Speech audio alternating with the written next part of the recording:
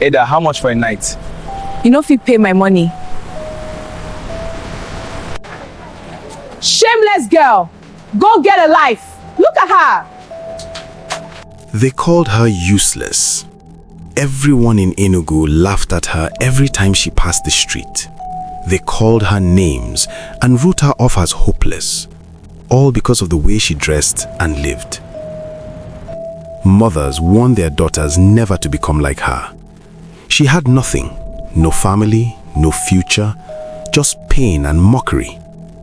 But years later, the same people who mocked her were shocked when her name shut the whole city up, because the girl they called useless became the one everyone secretly wished they were.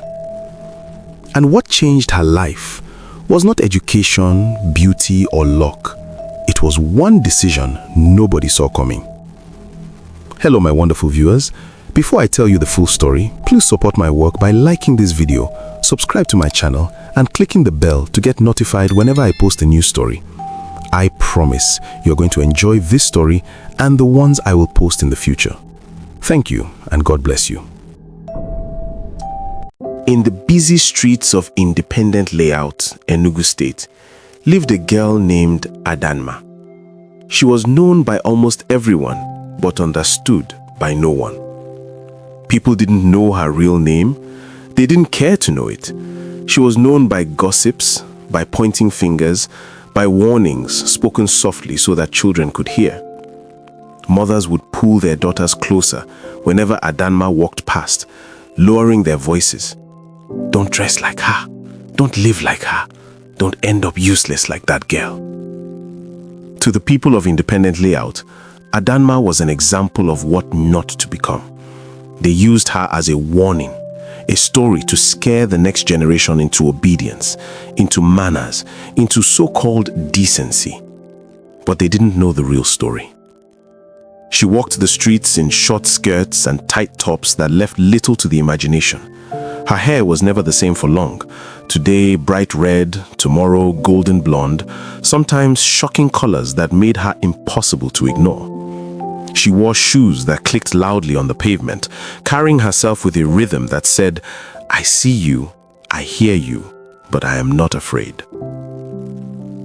To the outside world, she looked careless, wild, and shameless. Most people assume the same thing. They always gossip amongst themselves that she sells her body for money, that she had chosen a life that had no meaning, no future, no hope. No one has ever asked why.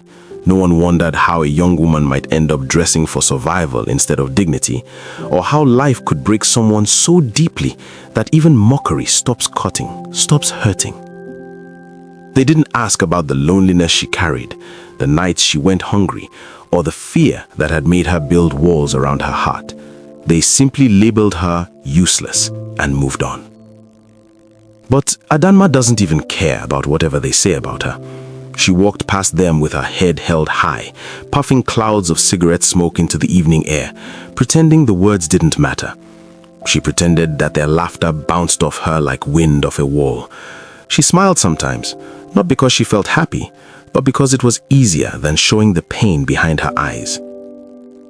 But whenever she is alone at home, she recalls all these painful words people say to her. Every insult, every cruel comment, every pointed finger, settled quietly in her chest. It was a silent weight she carried like a shadow, never seen, never acknowledged. Every gossip, every warning, caught like a knife. But she had learned to hide the wound, to make the world think it didn't exist. One evening, while she was passing Mamachi's shop, where women sold vegetables and fruits, where girls in school uniforms whispered and giggled behind her, "There goes that useless girl. See how she dresses. That's what happens to girls without discipline." Adanma didn't answer them. She didn't fight or even try to explain anything to them. She had learned long ago that nobody wants the truth when it's uncomfortable. So she simply walked past, cigarette in hand, hair blazing like fire, skirts swaying, eyes forward, heart carefully guarded.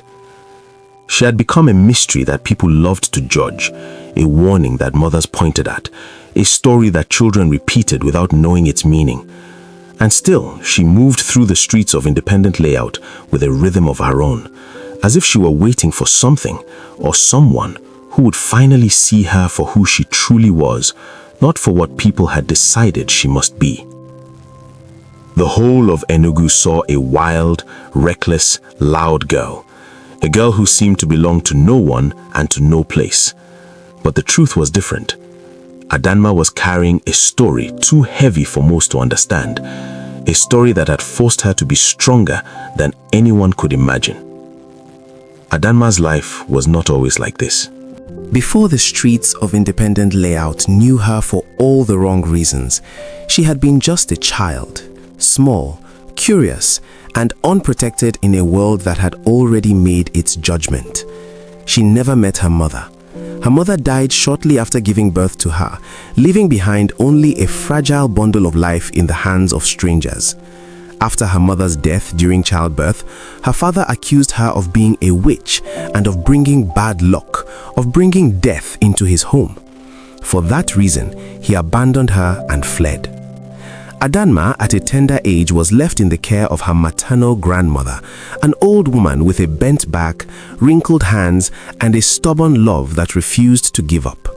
She took Adanma in, fed her, and tried to raise her with the little strength she had. Due to her age, the grandmother could only do so much. She could not chase away all the dangers of life. She could not always guide Adanma's choices or protect her from every mistake. Still, she did one thing that mattered more than anything else. She sent Adanma to school. School became Adanma's refuge. She loved the smell of books, the rustle of pages, the soft chalk dust in the classroom. She was curious about everything: the stars above, the rivers that flowed near her village, the stories the elders whispered in the evenings. Learning gave her a sense of freedom she had never known. For a while, it felt like school was her shield against the whispers and the judgment that had begun even before she could speak her name. But life, as it often does, had other plans. The grandmother grew weaker with each passing year. Her back bent further, her hands shook more, and her voice grew softer. Eventually, she passed away quietly one afternoon, leaving Adanma alone in a world that had never been gentle. With her gone, everything holding Adanma's life together collapsed. There was no one to pay her school fees, no relatives agreed to take her in, no neighbor extended a helping hand. Dreams as bright and alive as they had been in the classroom began to fade. Hunger and uncertainty replaced hope. Education, once her shield, was now just a memory she carried quietly in her heart. Adanma dropped out of school, not because she wanted to, not because she was lazy, but because survival had no choice. Her mother had passed away at birth. Her father had abandoned her, calling her a witch. And now, the only person who had ever cared for her was gone. The world felt impossibly large and cold, and hunger became her constant companion. As a teenager, Adanma learned that survival was not about dreams or wishes. It was about finding the next meal, the next safe place to sleep, the next person willing to pay her for work that would keep her alive. She moved from begging on the streets to doing all sorts of menial jobs. She carried heavy loads for traders at the market, cleaned houses for wealthy neighbors, ran errands for strangers, anything that could earn her food and shelter. Every day was a battle between exhaustion and necessity. But even as she struggled, the community judged her harshly. The educated daughters of local traders and neighbors were praised, celebrated, called successful by everyone. They went to school, wore clean uniforms, and were promised bright futures. Meanwhile, Adanma's life of survival was invisible. No one stopped to consider what she had lost, what she had endured, or how much courage it took simply to keep going. Then, slowly, fortune began to lean in her direction. She got a job at a small hotel tucked behind one of Enugu's busy streets, called Loma Linda. A job that kept her, fed her, and gave her a roof over her head. For the first time in years, she had a sense of stability. She could eat regularly, save a little, and sleep without the fear of having nowhere to go. But the hotel came with rules, harsh rules. The madame told her how she must dress, short skirts, tight tops, makeup bright enough to catch the eye of every man who passed. Her appearance had to be enticing to customers.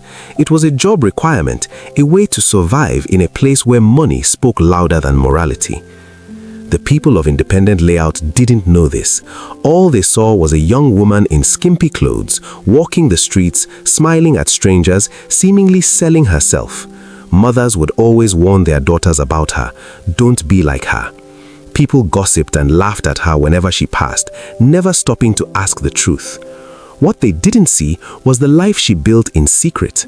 Every naira Adanma earned went toward food, rent, and small investments in herself.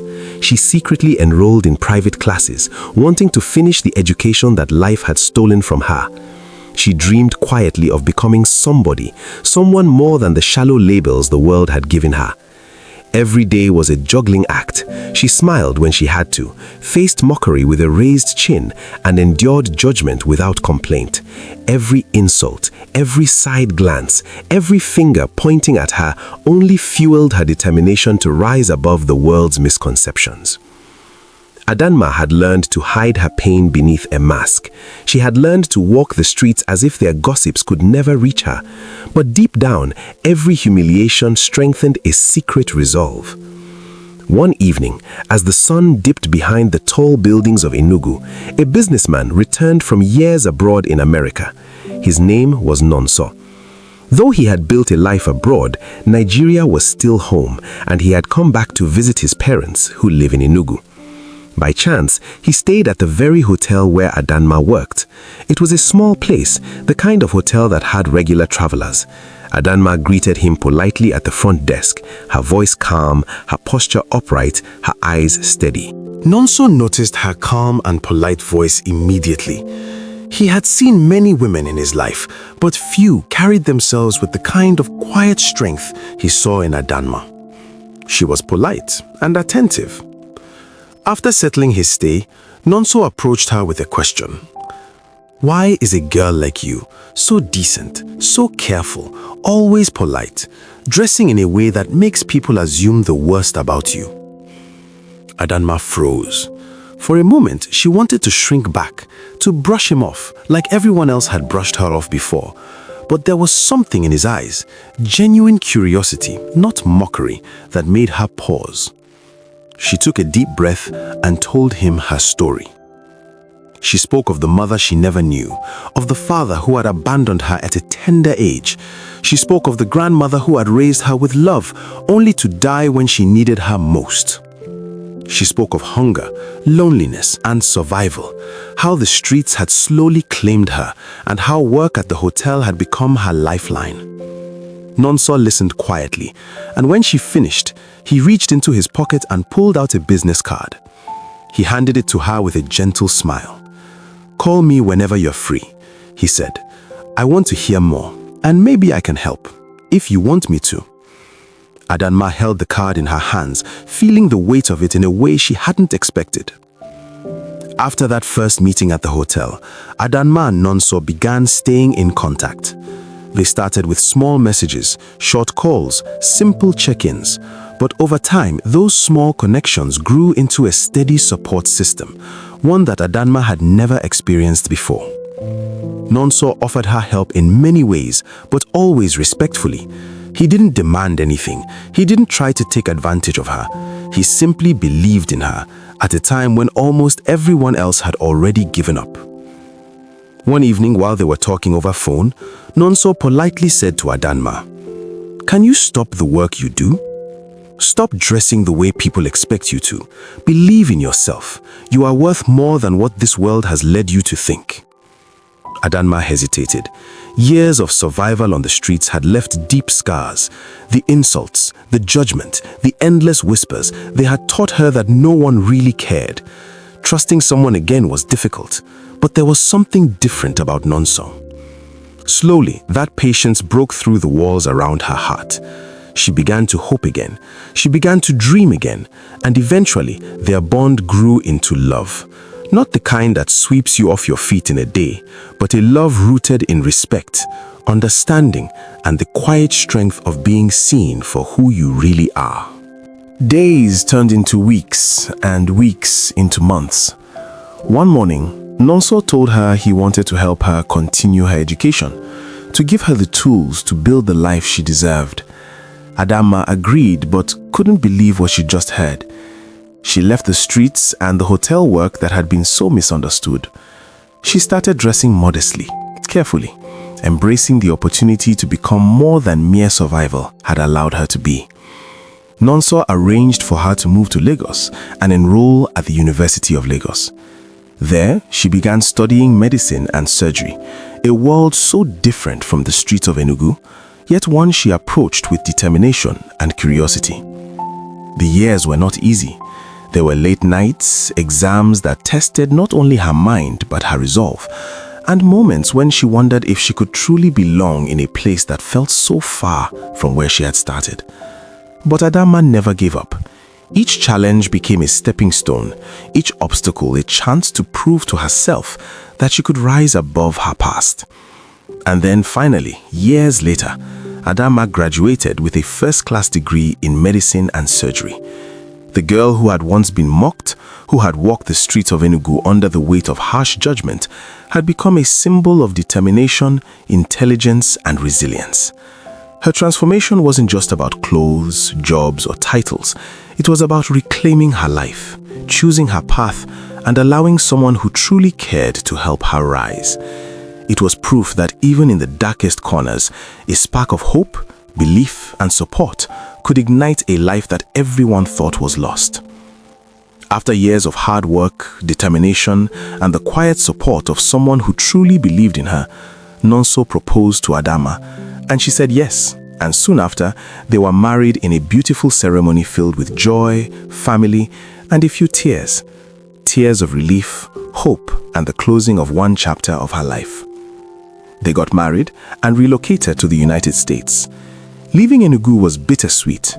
She left behind the streets that had once judged her so harshly, but she carried with her every lesson learned from survival, perseverance, and resilience. Every hardship had shaped her, and every insult had fueled her determination. Now she was stepping into a life that was hers to define. In the United States, Adanma did not slow down. She dove into her work, bringing the same focus and discipline that had carried her through years of struggle. Within months, she secured a job at the World Health Organization, working tirelessly to improve healthcare systems, provide aid where it was needed most, and ensure that lives across the world were not lost due to neglect or inequality. Adanma's talent, intelligence, and relentless drive were noticed quickly. She worked harder than anyone expected, often staying late, solving problems, and inspiring her colleagues with her calm confidence and sharp mind. Over the years, she rose through the ranks, earning the respect of peers and leaders alike. Her past, once a source of shame and mockery, became her secret strength, the reason she understood suffering, compassion, and the power of giving hope. Eventually, her dedication and brilliance led her to the very top.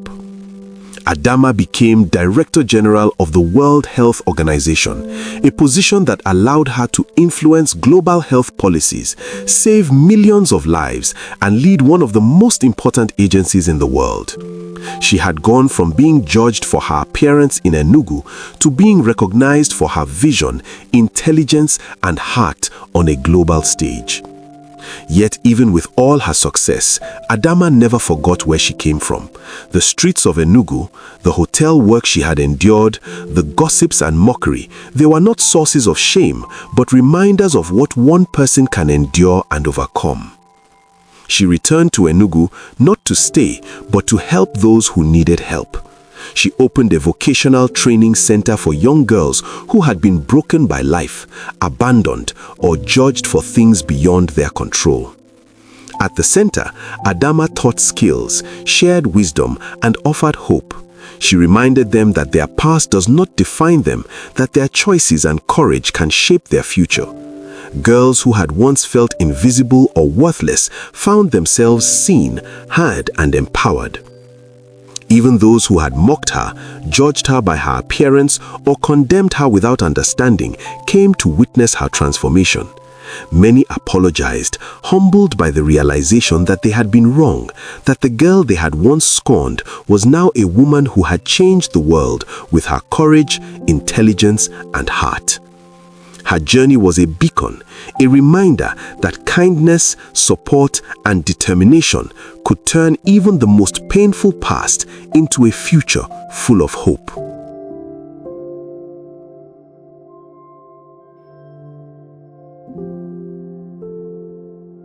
Adanma's journey from the streets of Enugu to the global stage shows that no one's past determines their future.